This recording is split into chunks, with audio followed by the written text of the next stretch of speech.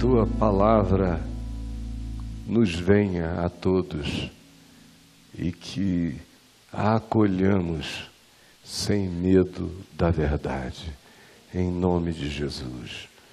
Amém. Podem assentar-se.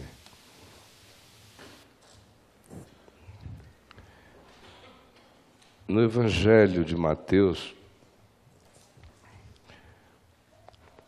nós encontramos a parábola dos dois filhos, Mateus 21.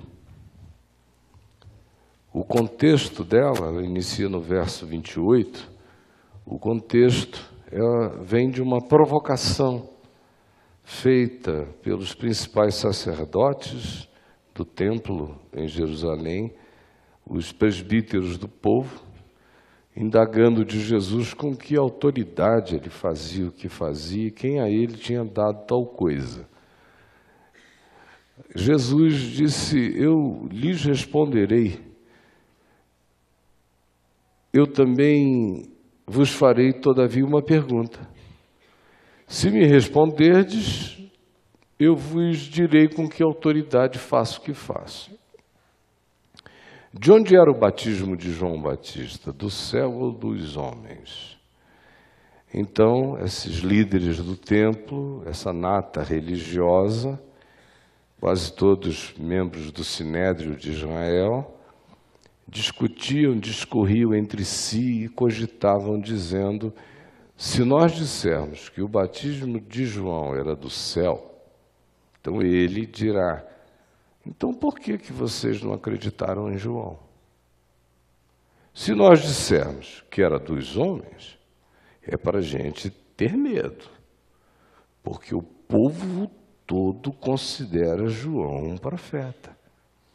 Então eles responderam a Jesus: a gente não sabe.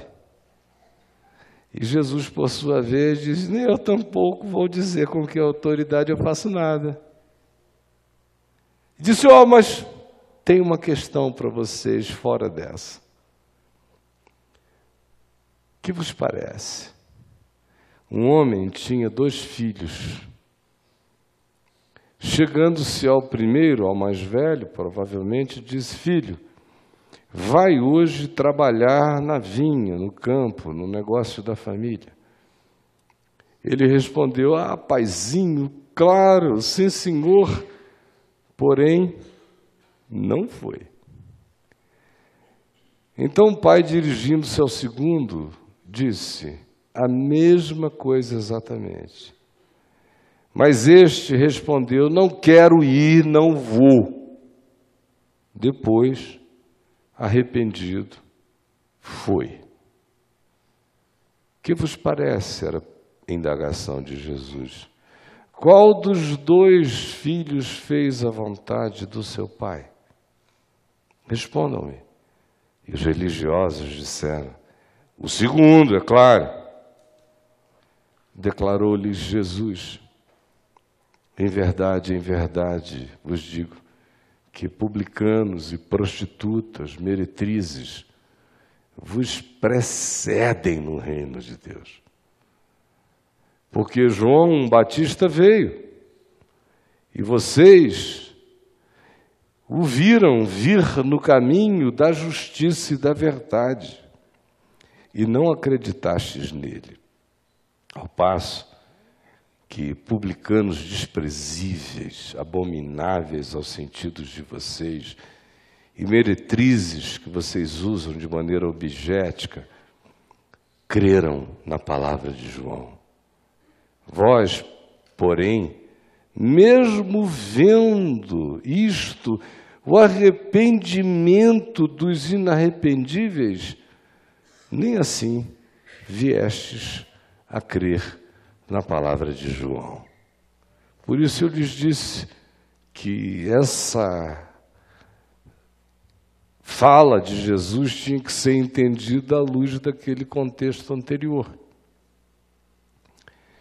E Jesus sempre usa exemplos que todos nós conhecemos na casa da gente, nas famílias da gente, nas nossas experiências cotidianas quase tudo que ele disse viajou por dentro da experiência mais comezinha dos nossos relacionamentos familiares, humanos, nos nossos diversos relacionamentos. E aqui é um caso típico. Eu, por exemplo, hoje, me lembrando dessa parábola, sobre a qual já preguei milhões de vezes, hoje mesmo tem um texto meu publicado, creio que no mural do meu Facebook, exatamente sobre esta parábola que eu mesmo joguei lá, na hora que me deu vontade de falar a respeito disso hoje à noite aqui. Embora não seja a mesma coisa que lá esteja publicado aquilo sobre o que eu quero falar agora, mas é algo que todo mundo entende. É uma experiência que você já teve como pai ou mãe, se você é pai ou mãe, ou já teve como filho. E quem não é pai ou mãe aqui, filho com certeza é, não é? Não nasceram de algum óvulo espacial que aqui chegou. Todo mundo aqui tem um umbigo. Então, vem de alguma relação ancestral. É filho. E aqui tem filhos sim, e tem muitos filhos não. Assim como você, que é pai, que é mãe, se pensar no ambiente dos seus filhos, desde a mais tenra idade, você vai descobrindo os filhos sim e os filhos não. Da adolescência, então, os filhos sim e os filhos não explodem. Mas eles vão ficando muito mais especialistas à medida em que eles vão ficando adultos. Os filhos sim e os filhos não. No exemplo dado por Jesus, ele já está falando de uma relação familiar adulta. Porque o pai tem essa liberdade de vir aos filhos e dizer: vão trabalhar na vinha, um trabalho pesado. Significa dizer que eram todos capacitados, ambos o eram, para o auxílio, para a produtividade, para a ajuda, para qualquer que fosse a necessidade. É assim que a saúde mental raciocina. Então, os mais jovens ajudam os mais velhos, e os que podem mais ajudam os que podem menos. Os que sabem mais ajudam os que sabem menos. Os que sabem menos recorrem a quem sabe mais. Assim deve ser o ciclo natural da existência. Então, o pai, que já tinha filhos potencialmente capacitados a produzirem, disse: vão trabalhar na vinha. Um deles, o mais velho, disse: ô paizinho, pode deixar. E não foi nunca. Mas o cara era simpático, muito simpático, meigo, carinhoso, extremamente diplomático, mas incapacitado ou não se disponibilizava, embora a capacidade tivesse, para realizar as objetividades da existência. E tinha adotado o consentimento, o sim, como uma espécie de capital de aquisição de tempo. Ele dizia sim para procrastinar, dizia sim para adiar, dizia sim para não fazer. Como muitos de nós, faz parte da psicologia de um grupo humano enorme. Há alguns que existem assim, dizendo sim para não irem. E gera muita dor, porque você não está lidando com ninguém louco, que te machuque, agrida, que te confronte, ao contrário. Existe sempre aquela afirmação positiva, diplomática, corroboradora, simpática, de que é naquela direção que se andaria, mas nunca se vai. Isso vai gerando uma frustração que você não sabe de fato onde pega, nem o que faz. Todos nós conhecemos esse perfil na família da gente, na casa da gente, entre os amigos da gente, na parentela da gente. Quem quer que tenha qualquer ascendência gestora, gerencial no ambiente de trabalho, também encontra funcionários sim e funcionários não. O cara que pode deixar, chefia. E pode deixar, porque lá estará e de lá não sairá e não acontecerá nada. E tem aqueles que te olham quase que como se você tivesse ofendido ao ter pedido para fazerem o óbvio. Você fica até inquieto, diz, meu Deus, não há nenhum abuso aqui, porque essa atitude, porque essa reação. Mas daqui a pouco você vê, o cara está concluindo e indo além do que você pediu.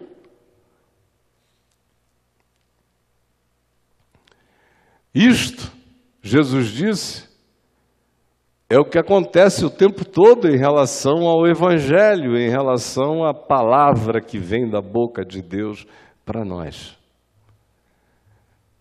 A gente ouve a palavra do Pai.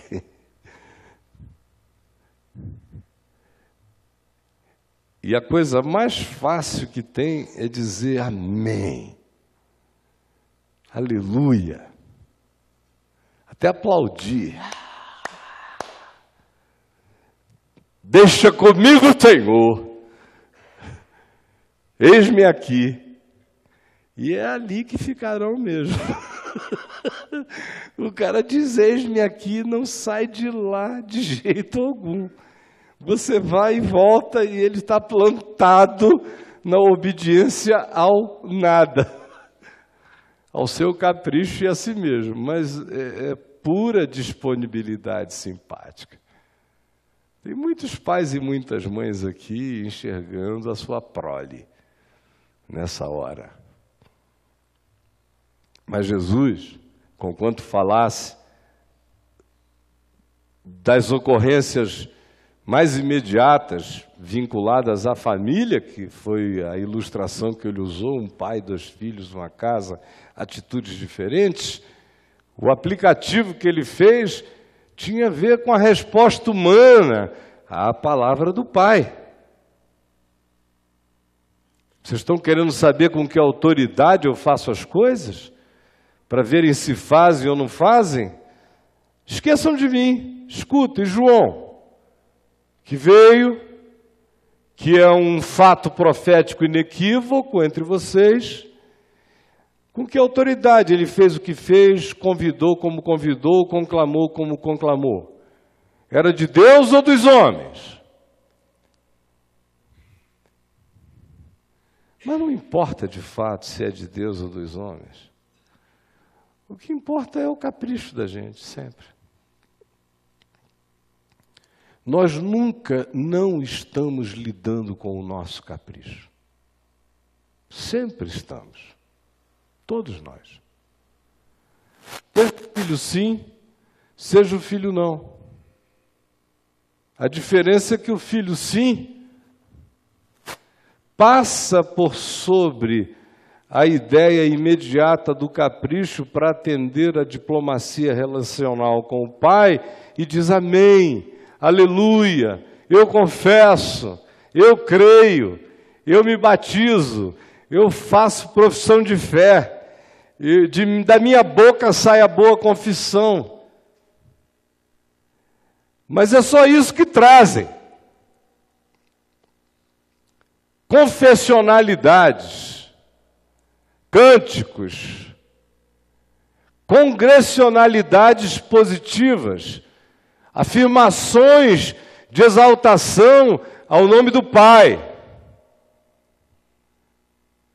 Mas você procura aqueles mesmos filhos na vinha e não os achará jamais. Você saia e tente encontrá-los no lugar da tarefa, da graça, do amor, da vontade do Pai, da consecução do que você sabe que é a manifestação prática e a intenção inequivocamente declarada do Pai, e você não encontrará o resultado daquilo na vida daquele filho. Por outro lado, eu disse, a gente sempre está num choque em relação ao nosso capricho, quanto à vontade dele, seja o filho sim ou o filho não. O filho não se rebela na hora.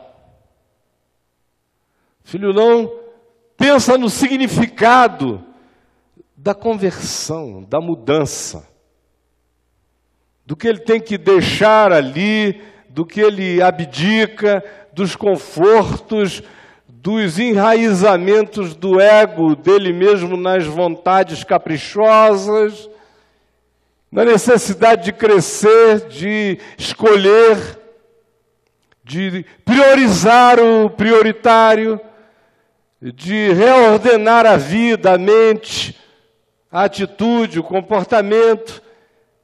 E ele se rebela. Ele diz, é chato, é mudança, é demanda, eu não quero. E ainda tem uma coisa interessante na construção de Jesus, é que o filho sim é teoricamente o primeiro, o mais velho, o primogênito. E o filho não é o segundo. O filho sim, o mais velho, aprendeu e ganhou muitas manhas em relação a como lidar com o pai. Ele compra tempo dizendo sim, claro, amém. Aí o velho sai. Claro que Deus não é um velho idiota. Mas Jesus não tem problema em fazer do pai um idiota. Só para ver se acorda os imbecis que somos nós. O pai foi. E esperou e nunca chegou. E o filho não, que disse não vou não. É um transtorno. Ah, não se meta no meu dia, na minha rotina, na minha cronologia, nas minhas prioridades, e nada disso. Não vou. Depois se arrepende e aparece. E quando o dia termina, quem está lá é ele. O interessante é que nós temos uma cultura, a maioria de nós que está aqui, se converteu em algum ambiente, 95% dos que estão aqui neste auditório, se converteu em algum ambiente protestante evangélico, alguma coisa dessa natureza, onde a ênfase é na confissão. A cultura na qual nós fomos criados, a maioria de nós, exalta a palavra, o que o cara diz. Sim! Você viu? Ele disse sim. Ele levantou a mão. Ele pediu o batismo. Você viu? Ele tomou a ceia.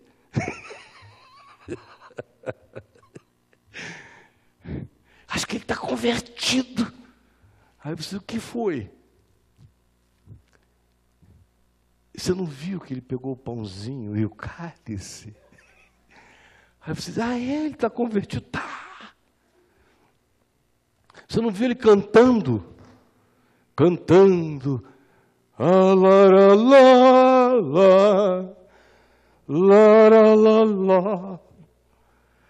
Rende-lhe sempre ardente louvor. Aí você diz, meu Deus, que filho consagrado. Tudo filho sim. É uma maravilha. E o texto áureo, mal interpretado, é Romanos capítulo 10, versos 9 e 10, quando Paulo diz: se com a tua boca disseres sim, se com a tua boca confessares a Jesus como Senhor, e no teu coração creres que Deus o ressuscitou de entre os mortos, tu serás salvo. Porque com o coração se crê para a justiça e com a boca se faz a confissão a respeito da salvação. Aí fica aquele bando de filhos sim. Já confessou? Depois inventaram até recentemente, de uns 35, 40 anos para cá, a tal da confissão positiva, que é para o cara gritar, bater o pé, mentalizar, sim, sim, sim, e não se converter jamais.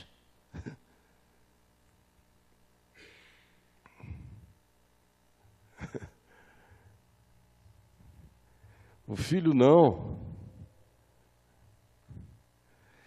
é o ideal de ninguém, de nenhum pai.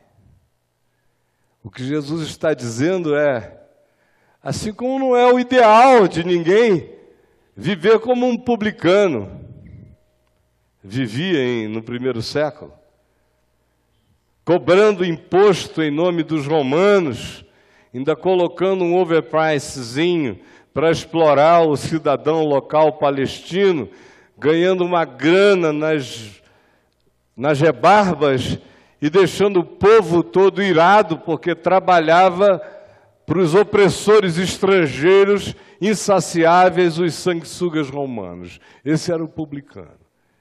E ainda metia a mão desbragadamente. Mas Jesus disse: eu não estou falando de um mundo ideal. Esse pessoal, assim como as prostitutas, não fazem parte de um mundo ideal. Nenhum de nós aqui queria ser filho de um publicano ou ser um publicano, embora muitos vivam assim. Mas fingem que não são. Ter filhas prostitutas também não é a vontade de ninguém aqui. Ninguém diz: poxa, deixa eu te contar uma bênção, minha filha mais nova, sabe aquela linda, está se prostituindo legal, ganhando uma grana, Deus está abençoando muito ela. Eu sabia que aquela menina, aquela potra linda, ia produzir uma coisa boa nessa casa. Não é a vontade de ninguém. É? Então Jesus não está dizendo que o filho não é o sonho de consumo do pai. Ele só está dizendo o outro é tão ruim que até isso aqui é melhor. O que ele está dizendo é: publicanos e meretrizes vos precedem. Chegam na frente em relação a esse teu postergamento, a essa tua procrastinação. Se com a tua boca confessares a Jesus como Senhor, pratica o Evangelho na vida. Se com teu coração você crê para a justiça, vive a justiça que você diz que crê. Do contrário, você é só um filho sim, escondido atrás da mágica das confissões de fé. É por isso que Tiago diz que a fé, ou que a confissão, sem obras, é morta. O Evangelho está cheio disso. Qualquer palavra que não se faça seguir de ato, de gesto, de ação, de arrependimento, de objetividade na consecução do que você diz que crê, não é ensinada que seja além da atitude procrastinante, em conversa, que não entra aí, não faz jamais o processo definitivo de arrependimento, que é o que caracteriza a existência do Filho Sim. Olhem exemplos simples, por exemplo. Coisas que pessoas disseram e que Jesus disse, disse, só pelo que elas disseram? Lembram daquele centurião romano que amava um servo que estava doente em casa e que todo mundo intercedeu por ele junto a Jesus? Aí Jesus disse, eu vou lá curar o servo. E o homem disse, não, não venha, não precisa. Manda uma palavra daqui mesmo. Só diz, eu quero que o servo dele fique curado e o meu servo ficará curado, porque eu creio que tu tens autoridade sobre todas as forças e poderes. E Jesus então disse, em verdade eu vos digo que em todo Israel eu nunca vi uma fé como esta. Foi só a palavra? Não, foi ação. Quando o homem disse, não entres na minha casa, ele estava cometendo uma ação maior do que qualquer confissão. Creu, partiu e lá estava, curado. Aquela mulher trêmula do fluxo hemorrágico, 12 anos. Um dia disse, se eu pegar na orla das vestes, eu serei curada. E ela vai e pega. Na mesma hora, tem o seu fluxo estancado. E Jesus diz, estão perdoados os teus pecados, mulher. Vai-te em paz. O que foi aquilo? Foi só uma fala em algum lugar que não se fez acompanhar de movimento, de ação, de ato? Ao contrário. Tudo era ato, ação, movimento, vontade, realização, decisão, consecução. Qualquer outro que você veja. Pode olhar, até Lázaro, coitado, estava morto. Mas o que se diz a ele? Vem para fora! Até o morto que ouviu a voz tem que sair andando para o lado de fora, ainda que esteja todo amarrado. Pés e mãos amarrados, mas o bicho vem. Tem uma parte que nunca não será tua. Nunca. É sempre minha, é sempre tua. Aquele que ouve, levante-se. Quem pode, faça. Senão, qualquer que seja a confissão, é apenas manifestação do Filho Sim, sem nenhum tipo de realização que encha a vida da objetividade, da obediência à vontade do Pai. Só há um caso no Novo Testamento em que o indivíduo é salvo pela confissão sem precisar fazer mais nada depois, porque não dava. Um daqueles malfeitores lá na cruz, não dava. O cara já estava pregado, aí olha para o lado e discerne. Olha o Filho de Deus aqui, entendeu tudo. E disse, lembra-te de mim quando vieres no teu reino. Jesus disse, hoje mesmo estarás comigo no paraíso. Porque se o cara tivesse mais 30 dias de vida, fosse descer dali, esperava-se dele que a confissão que ele fez redundasse em concreções, em frutuosidade. Só tem permissão para não frutificar na vida aquele que esteja partindo para a eternidade, que não tem a chance de ser frutuoso nas relações de manifestação da palavra do Evangelho, como palavra do Pai, na vida. Do contrário, se eu tenho vida, eu tenho que ir para a vinha. Eu tenho que fazer a vontade do meu Pai.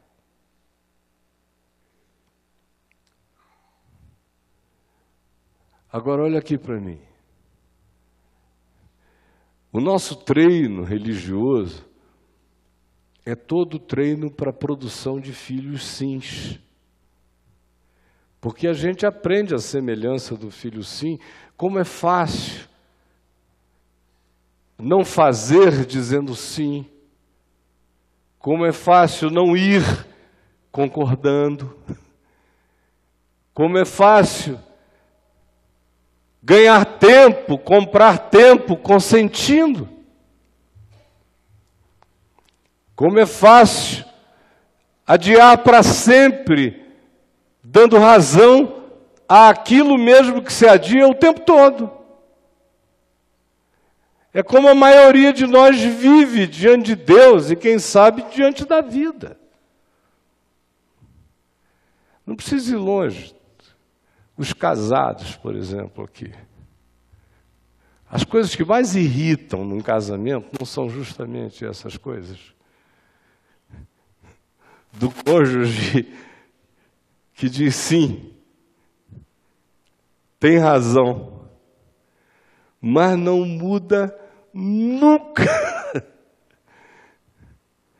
E você não sabe nem o que faz, você só vai ficando culpado de ter razão.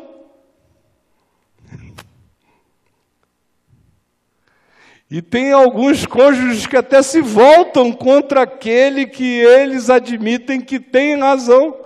Só porque, tendo razão, pedem que a razão que admitidamente tem seja vivida, praticada, para melhoria de tudo. Mas serão acusados, depois de um tempo, de estarem pedindo que o que é racional, viável, objetivo e saudável seja feito.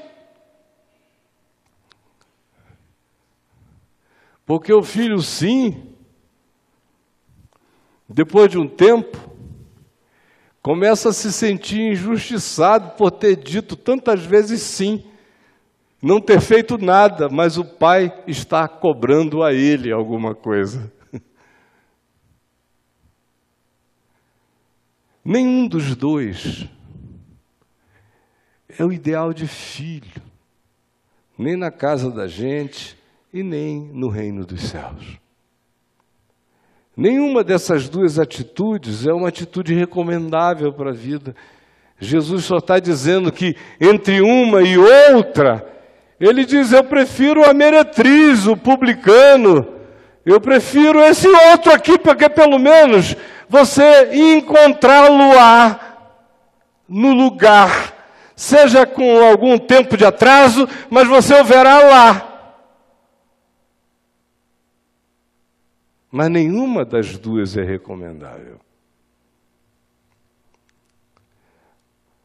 Aqui na carta aos Hebreus, no capítulo 10, há um texto que sempre veio ao meu coração com um calor extraordinário. Toda vez que eu leio, eu me emociono imensamente. Ele diz assim, a partir do verso 5, Hebreus 10, do verso 5 em diante. Falando do Filho de Deus, do Filho que disse, eu estou aqui para fazer toda a tua vontade.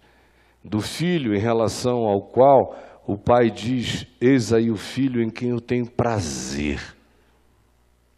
Verso 5 diz, por isso, ao entrar no mundo, está citando aqui o Salmo 40, dos versos 6, 7 e 8. Por isso, ao entrar no mundo, diz, sacrifício e oferta não quiseste. Isso é o Filho, ao entrar no mundo, diz, o Filho, sacrifício e oferta não quiseste. Ou seja, a noção é clara de que não é rito, não é encenação, não é faz de conta. Sacrifício e oferta não pediste, não quiseste. Antes, corpo me formaste. É tão mais fácil de vez em quando fazer uma encenação do lado de fora, do que dizer, não tenho sacrifícios a oferecer, mas eu tenho um corpo para viver. Não é confissão, sacrificialidade, rito, demonstração episódica, não. Tu me deste um corpo para eu encarnar no espaço-tempo a tua vontade. Não te deleitaste em holocaustos e ofertas pelo pecado, em oblações, em ablações, em confissões, em falações, em declarações. Em nada disso tu te deleitaste, nem ofertas pelo pecado, só fazendo oferta e fazendo oferta e fazendo oferta. Então eu disse, o filho, eis aqui estou. Essa é a parte que mais me emociona. No rolo do livro está escrito a meu respeito. É uma maneira tão antiga e singela de dizer, eu sei que eu sou uma palavra viva, tu me deste corpo para eu ser encarnação dessa palavra, eu sei que eu estou aqui para cumprir a tua vontade. No rolo do livro está escrito a meu respeito, eu carrego desígnio. Estou aqui para fazer, ó Deus, toda a tua vontade. Depois de dizer acima, sacrifícios e ofertas não quiseste, nem holocaustos e oblações pelo pecado, nem com isto te deleitastes, coisas só das exterioridades. Depois de dizer isso, acrescentou, eis aqui estou para fazer, ó Deus, a tua vontade. Esse é o ideal. O ideal não é a gente escolher entre dois, porque tem gente aqui que já diz, graças a Deus eu não sou um filho sim. Eu sou a meretrizinha, mas eu chego antes. Sou esse canalha governamental, safado. Por isso que eu nem participo muito nas coisas lá. Mas na hora que precisa eu chego junto. Meu Deus, é muito auto-engano no que a gente vive. Eu já encontrei gente se jactando, dizendo, graças a Deus eu não sou como eles, os filhos sims. Que falam e não fazem. Eu não falo nada, não prometo nada, não gosto de nada, mas de vez em quando eu chego junto. Essa é a vitória do cara. Ai. Jesus não nos chamou nem para uma coisa nem para outra, ele só disse dos males o menor. Mas não nivele a vida por dos males o menor.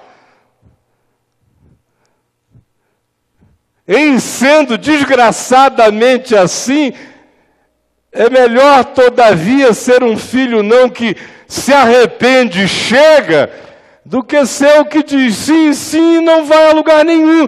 Mas a vontade dele não é esta. Mas entre um e outro, Jesus diz, a vontade do Pai é que você diga, eis que eu estou aqui. Tu me deste corpo, tu me deste vida, tu me deste capacidade, eu tenho a palavra, eu sei que o Evangelho é escrito a meu respeito. A boa nova é sobre mim. Se é para mim, é sobre mim. Se é para mim, é sobre mim. A maioria de nós quer uma boa nova que seja para nós, mas que não seja acerca de nós.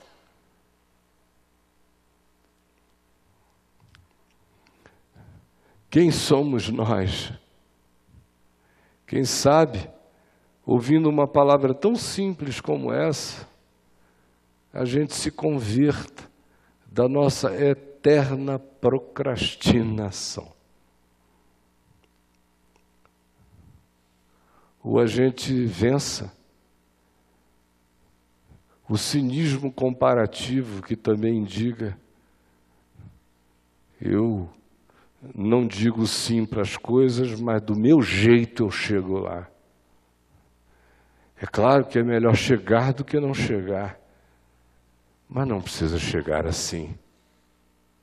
Você não precisa receber o galardão das prostitutas nem dos publicanos. Você pode receber o galardão do filho simples, que quando disse sim era sim. Quando disse não porque não era a palavra do Pai nem vontade do Pai. Todos nós, como eu disse, vivemos a angústia do privilegiamento dos nossos caprichos. Eu não gostaria que ninguém se sentisse estimulado a sair daqui dizendo: viverei dos males o menor. Mas que o nosso coração diga: o Evangelho que é para mim é também sobre mim, acerca de mim. O Evangelho, a boa nova, que me engravida de graça, me gera e me produz para que eu diga: eis-me aqui, corpo tu me deste. O Evangelho é para mim, mas também é acerca de mim, para ser vivido por mim, segundo a tua vontade. Que essa palavra simples de Jesus enterneça o nosso coração e nos conduza hoje à poderosa capacidade de tomarmos algumas decisões que alterem a nossa vida. Vamos ficar em pé e vamos orar.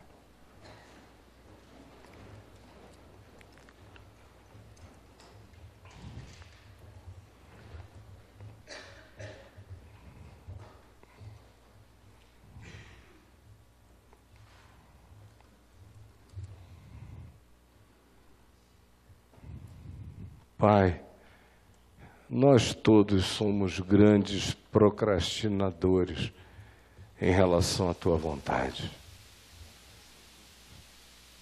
Os melhores entre nós são os que dizem não e depois se arrependem e vão.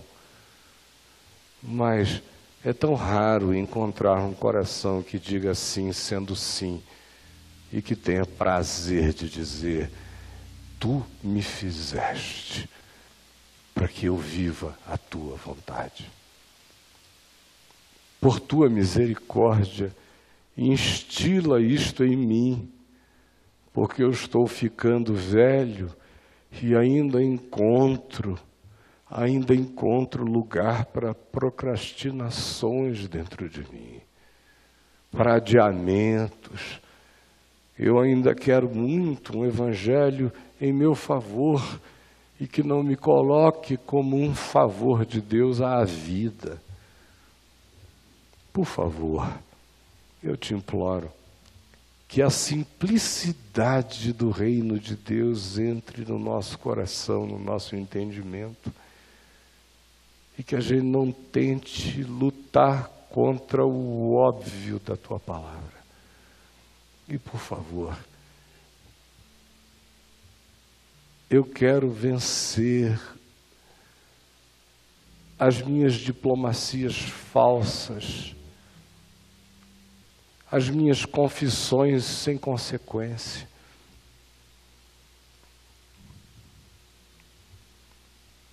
Eu quero vencer a minha capacidade de dizer amém e não encarnar, e não levantar, e não ir, e não fazer. De concordar contra mim mesmo, porque bem-aventurado é o homem que não se condena naquilo que aprova. Por favor, e salva-me também de ser renitente, chato contra a graça, casmurro, mal-humorado em relação à tua bondade, tendo o compromisso de primeiro dizer não, para depois, enfim, quem sabe, entender e ir. Mas entre as duas feiuras, Salva-nos daquela que não vai nunca e que não chega jamais. O que nós queremos mesmo é ouvir o teu rogo, o teu apelo de Pai para nós, que diz: rogo-vos, pois, como filhos amados. Rogo-vos, pois, por causa da multidão das misericórdias e da graça, que ofereçais os vossos corpos, que digais: eis-me aqui, corpo tu me deste para fazer a tua vontade. Oferecendo os nossos corpos como um sacrifício vivo, santo e agradável a Deus, que é o culto racional, que é a inteligência de deduzir que tão grande amor quer provocar em nós ações objetivas de obediência simples, de prática normal do Evangelho e de graça, sabendo que o teu serviço não acontece entre holocaustos e nem entre ritos. O teu serviço é cuidado uns dos outros. O teu serviço na vida é a obediência que facilita a existência do próximo. A tua obediência na vida é a alegria do Evangelho sendo vivida, encaminhando-nos num caminho de vida e facilitando a existência de todos à nossa volta. O verdadeiro sim é aquele que nos põe a caminho e que nos faz limpar videiras, como filhos do agricultor, buscando fruto limpo, novo e doce na árvore da vida todo dia. Ajuda-nos a entendermos as imagens do Espírito do Evangelho, para que nos arrependamos e nos convertamos, e sejamos encontrados na produtividade de quem se entregou com alegria, dizendo: cumpra-se em mim a tua vontade. Em todas as áreas da nossa vida, ajuda-nos a vermos o Evangelho crescer em nós. É o que eu te peço, em nome de Jesus. Amém. Amém.